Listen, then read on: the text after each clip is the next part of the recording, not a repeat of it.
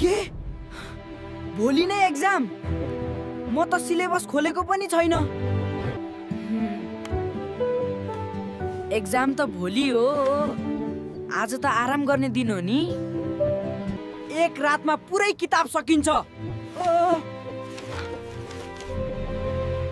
युट्युबले भनेको छ। आमा, म त 6 घण्टादेखि पढ्दैछु।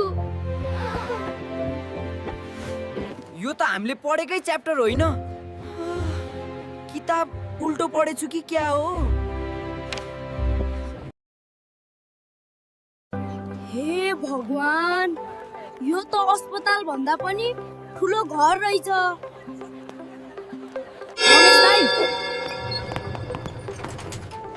ढोका आफै खुल्छ।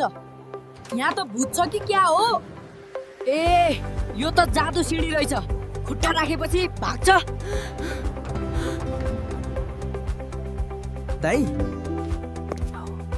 यो मान्छे किन हल्लिँदैन? सास त फेर्छ कि फेर्दैन?